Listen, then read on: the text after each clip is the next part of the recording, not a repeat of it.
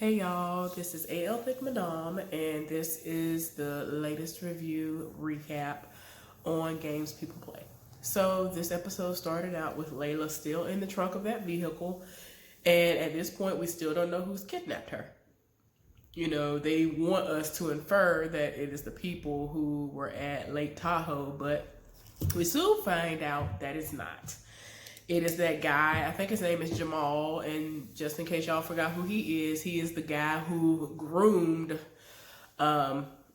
Kareem into the basketball player that he was, and he likes to leech off of their success, always hoping, wishing, and praying that the money will fall on him, but he does all these things and nothing pays off for him.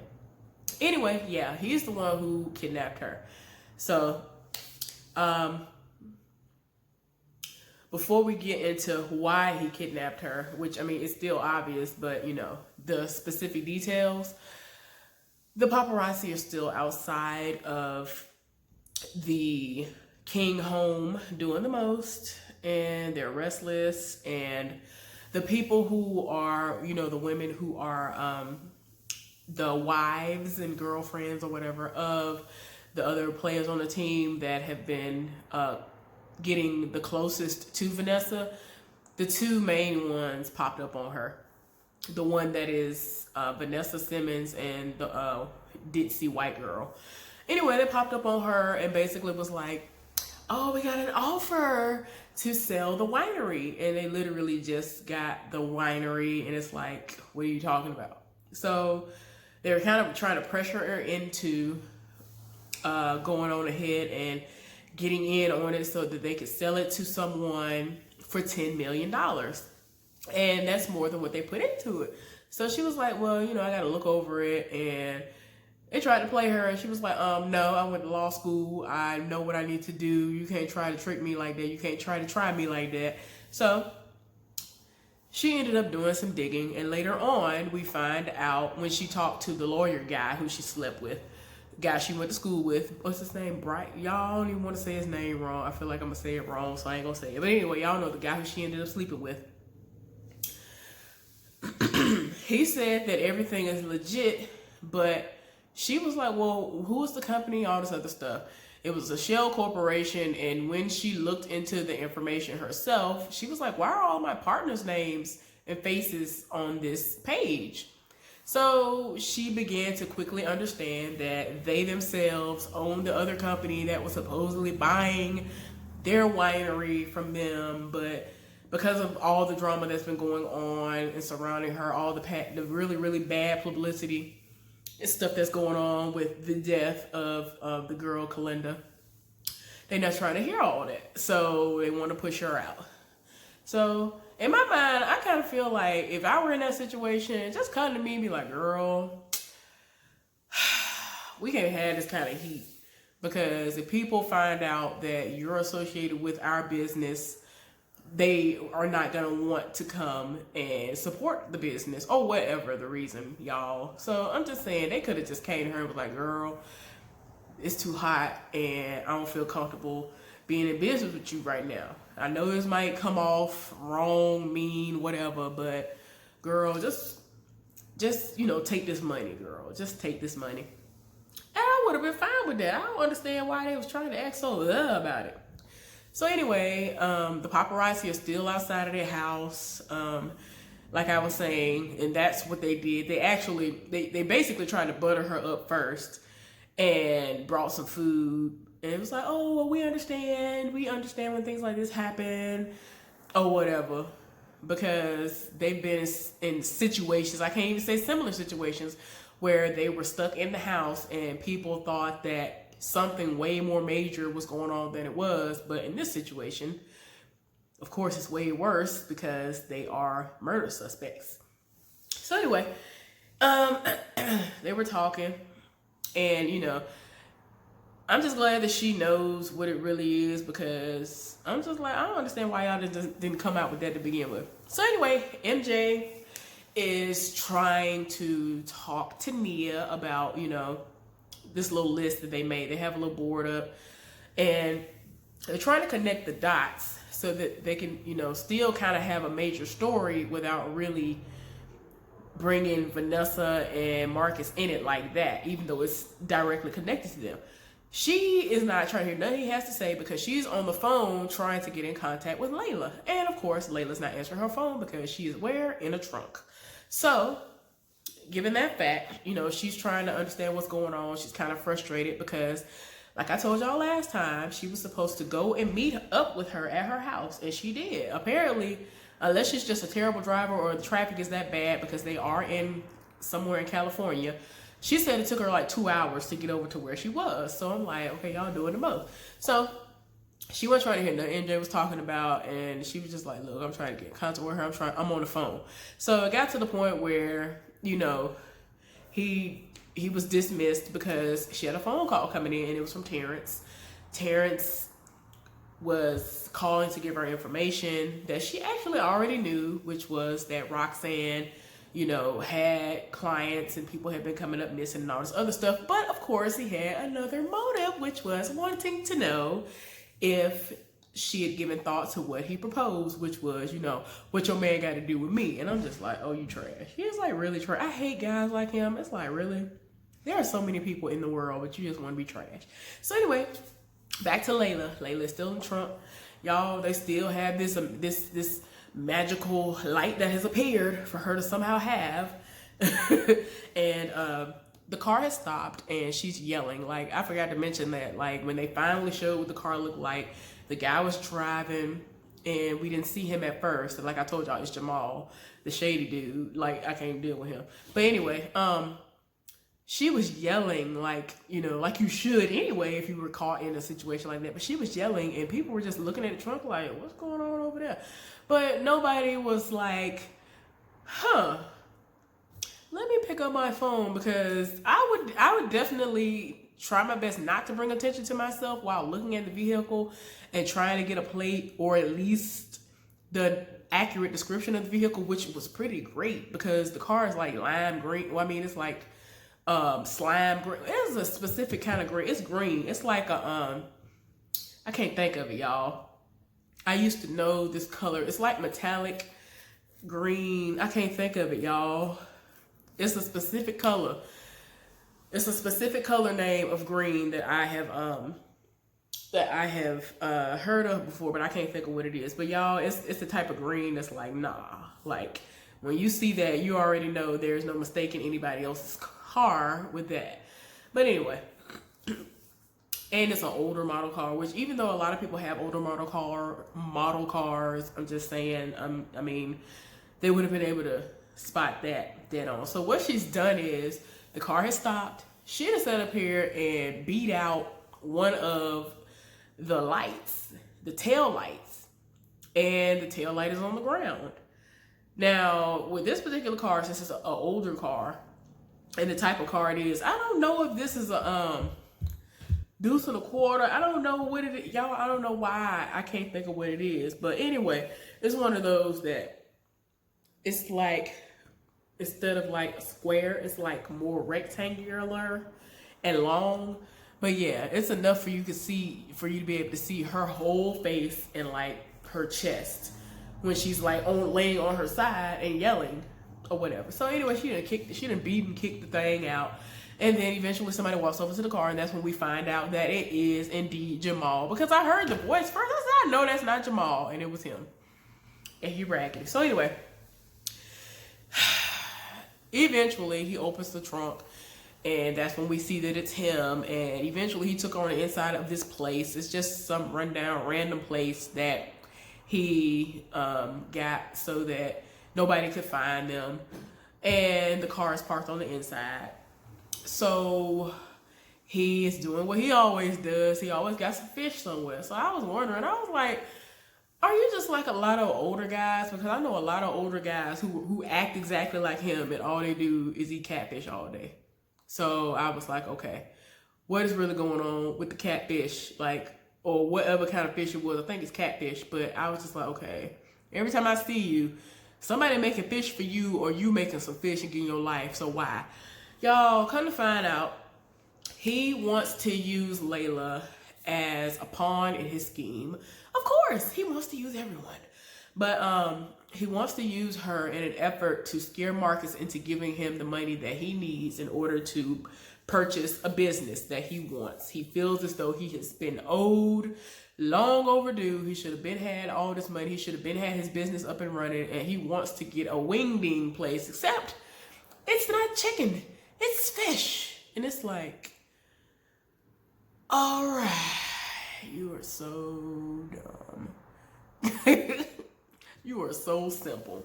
But anyway, y'all, he doing the most, and y'all, I just can't with him. Every time I see him, he irks my soul. I just cannot do it. Y'all, tell me why Marcus has a masseuse over at the house. Let me calm down. Okay. Tell me why the person who is a masseuse is a woman. First of all, they discussed you are not to have a female masseuse or whatever. He has a female masseuse, and it's like, what? Y'all, guess who it is? And I always get them confused. I don't know if her name is Laura or Gloria. One of the Govans. One of them. The one that wasn't dating Matt Barnes. The one that was dating, I forgot his name. But yeah, she was on the Young to Fix My Life. I don't remember if Matt and them were on there, but I'm not talking about Matt and I think Matt and Laura. Whichever the one is, that was the bigger one at one point in time, and she cut her hair and whatever, she do the most. But the one who wasn't with Matt Barnes, I done forgot what the other one's basketball ex-husband's name is. But yeah, whichever one that is. Y'all, she was the one. And I was just like, really? You on here playing yourself? Oh, okay, because that's what we do, because you a hoe. Because you's a hoe, you know you's a hoe. And I was just like, as soon as I saw her, I was like, we're really on here playing ourselves. A lot of people are on these shows playing themselves, and it makes me laugh. It is hilarious to me. So anyway, Vanessa is on the phone. That's when she was actually on the phone with the guy trying to figure out, what was going on, because she had him to go over the paperwork to see, what was going on. And so that's when she looked across the yard. She was like, I know good and well he ain't got no female masseuse. I told him that we ain't supposed to do that. You don't want me to have no man, and you ain't gonna have no woman. What is going on here? So she was just like, I ain't got time for this right now. Continue talking with the dude.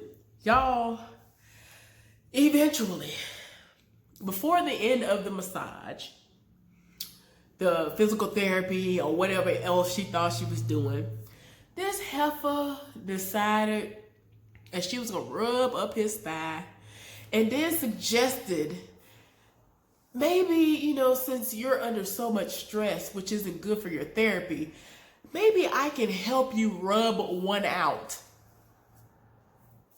Those were her words. I was like, this is what we do. The thirst is that real? Is the thirst really that real? That you gonna say, maybe I should help you rub one out? And his wife is literally in your eye, within your peripheral. I don't understand what's going on here. Like, you have no couth. You have no couth. You are uncivilized swine. Like, y'all, I was just so done. I was just like, why are people so trifling? Like, it is not that deep. Y'all do the most because these people have money. And my thing is this: if I were to somehow be able to be in the presence of somebody who has money, and they actually live for me, and they want me to be a side chick or something like that, I would not be here for. I don't understand what the fascination with that is. There are actual people out here, as y'all see me do reviews on people who live to be side chicks, and it's like, why not just be single and go screw everybody? All these people who are single, like, it's just dumb. I don't understand it. It's stupid to me. It is so dumb. Anyway, I want to make sure I don't miss anything. So,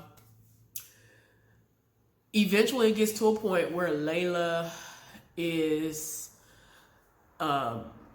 taken out of the trunk, and he, placed her in this chair, and she finally starts talking.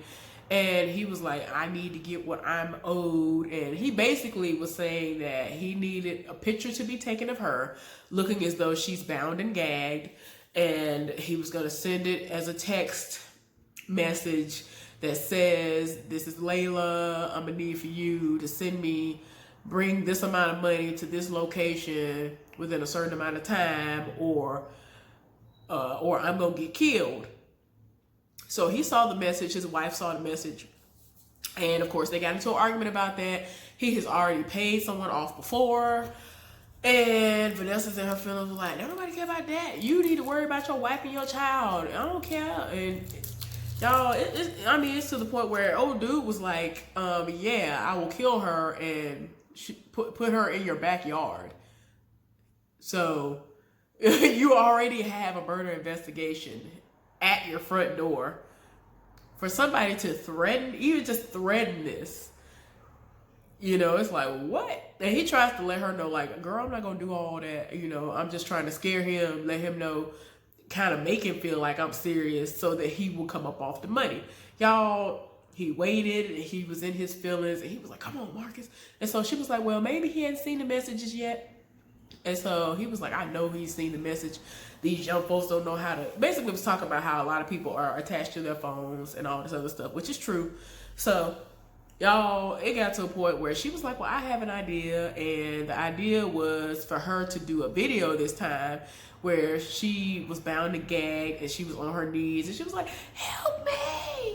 Help me. And, basically put on an act like, please help me, whatever.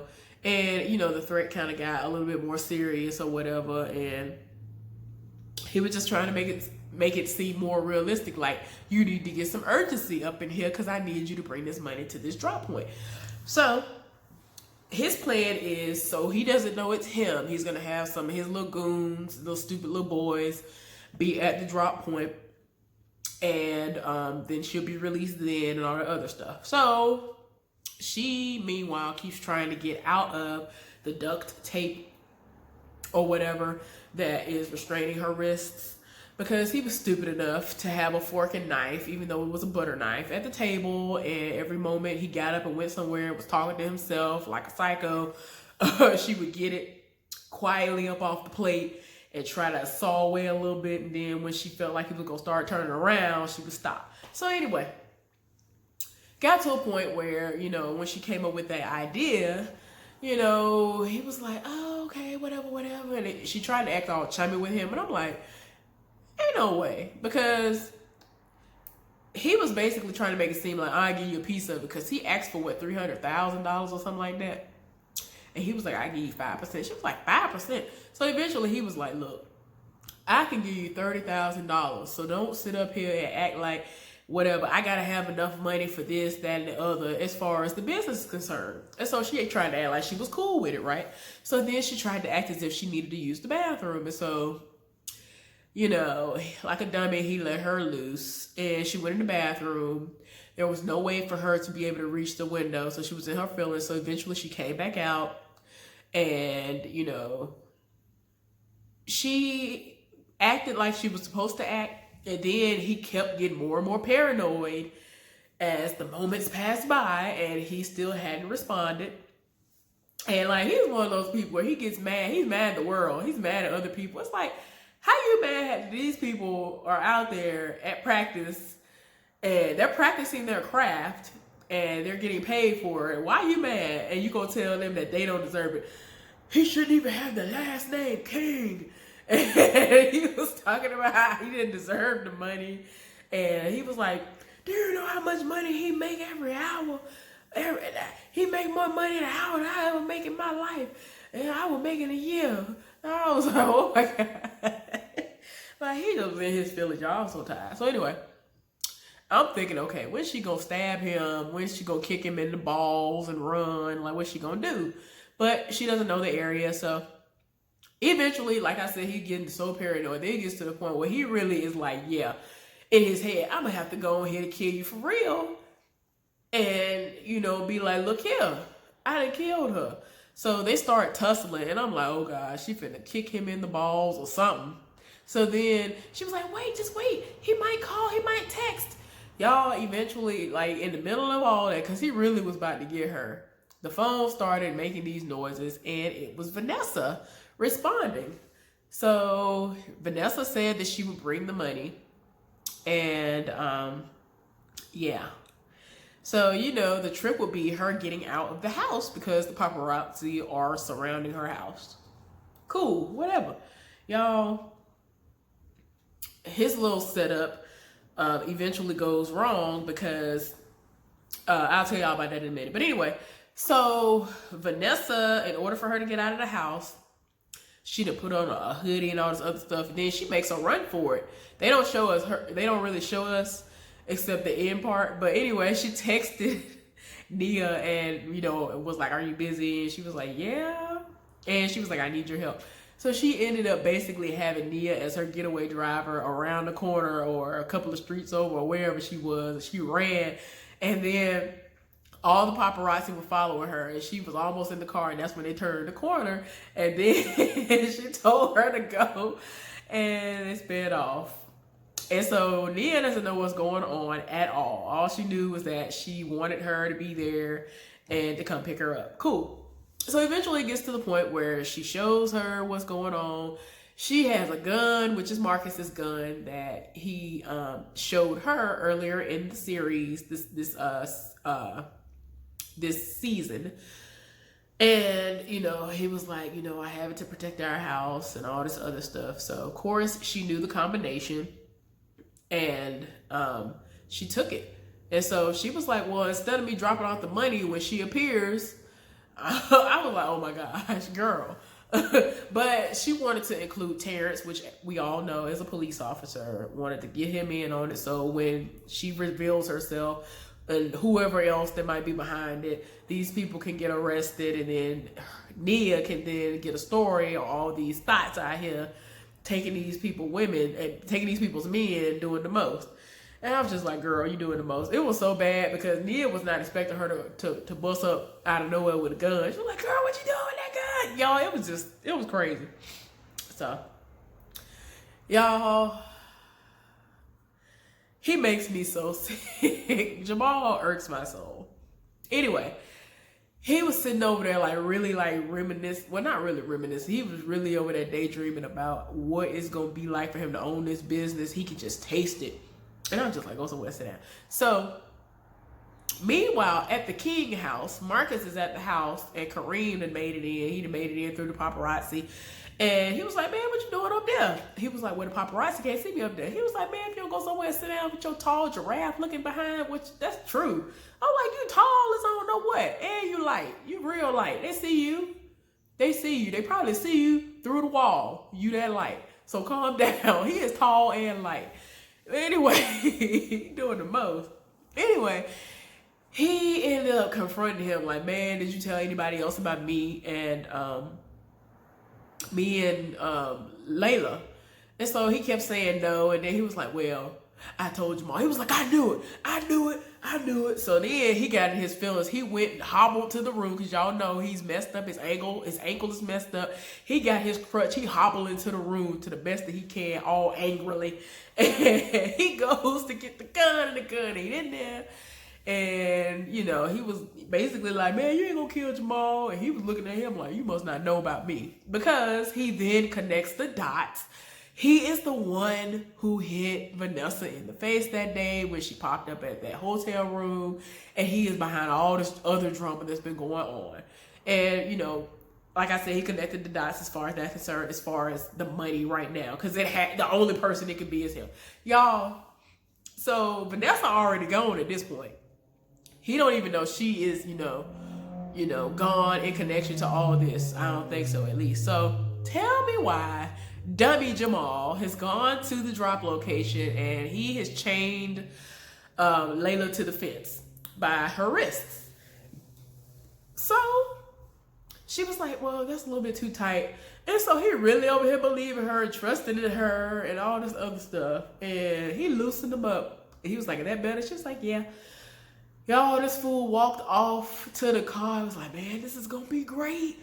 This is going to be great.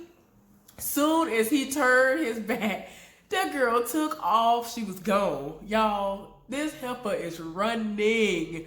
When I tell you, run, Forrest, run, that heifer was running. She might not have known where she was, but she was running. and running and running. She kept running. Y'all live Forrest Gump. Don't come for that. And you know I'm from Alabama too, so don't even come. Don't come for Bowling Battery or none of the other parts of Alabama when it comes to that. They do the most, but don't do it. Anyway, she's running. Y'all tell me why. At first it seems like, because they slowed it down, you know, they being overly dramatic because it's towards the end of the episode, and they slow down everything. She's running, y'all. It looks like a scene out of Boys in the Hood or whatever that movie was when they were like, Ricky! And the way she was running, I was like, man, I just see her getting shot up in the back, and then she gonna be like this, getting shot up in the back. But that ain't what happened, so they slowed it down. He sees where she's going, and she's yelling and screaming the whole way she's running. Y'all, she turned the corner, and I'm like, huh? Y'all, they kept showing this guy who was like throwing out trash at some establishment. A young guy. I guess he was like a busboy or something. Y'all, she was like, somebody please help me. He's trying to kill me.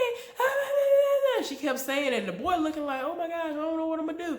This fool ran in the building and slammed the door. So she's banging on the door because there's nowhere else really for her to run for real.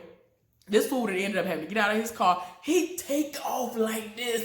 People kill me who take off like this, who run like this. I mean, I think there's some aerodynamic whatever to it, but I'm just saying. But that's what he did. He did the absolute most with his long fingers when he was running. He was out. I ain't gonna lie, his old behind was in the wind. So that boy finally opened the door and let her in. And he was like, no, open the door. And so as soon as he got to the door, the boy had closed the door just in time. And she was in there. And so he keep trying to open the door. He keep trying to kick the door, beat the door, all that other stuff. And he was like, no. And he over here looking crazy like my dream has been deferred yet again in his feelings. And so then Nia gets a phone call. And so Vanessa is trying to figure out who she on the phone with, because she was on the phone with Terrence.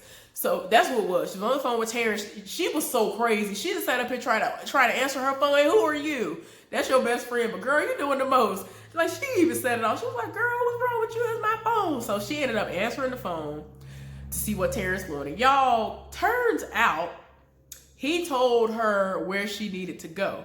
Because, yeah, y'all, wherever he told her to go, she sat there and she was like, what are we doing? We gonna miss a drop. What you got but 20 more minutes left? She was like, trust me. Do you trust me? Y'all tell me why Layla busts up in the back seat out of nowhere. So she appears, so Vanessa looking like, what?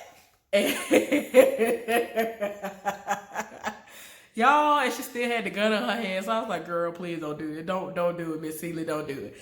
And they end up speeding off. And so, you know, because Nia was like, girl, you all right? So she put her seatbelt on. Like, you could tell she looking rough. Even Vanessa, as mad as she is about all these people rolling up and her husband running through them, she was looking at her like, dang, she got roughed up because she was all, you could tell she was, what they call it, disheveled. She was very much so disheveled and had like dirt on her face and all kinds of stuff. And so they ended up speeding off. So that was the end of that episode, y'all. I was here for it. And, you know, I'm looking forward to see what's going to happen next time, because every time a whole lot of crazy stuff going on. But anyway, I hope y'all enjoyed this recap, review, and all that good stuff. Anyway, y'all have a good evening. Hopefully the actual name, you know, the title, all the good stuff will pop up for this video. If not, I'm going to try to figure out what I can do, because I've actually seen other people that I am subscribed to that actually get paid for their videos. For some reason, as of late, they haven't been able to put what they want to put as the name of their videos, outside of the fact that they are great at editing. So you can see it in their actual, you know, what they call it, the little snapshot that they do, screenshot, whatever it is that they can use as the main picture for their video. So that's the only thing that's, you know, the saving grace for them. But I have 2 videos, and for what I could tell, they still haven't posted as far as what the name of them are in reference to. Anyway, y'all have a wonderful day. I don't know if I'm gonna come back later or not, because there is at least one more thing I want to do a recap on today, but I'm not sure if I'll be able to do it. But anyway, y'all have a good one, and I'll see y'all next time. Bye.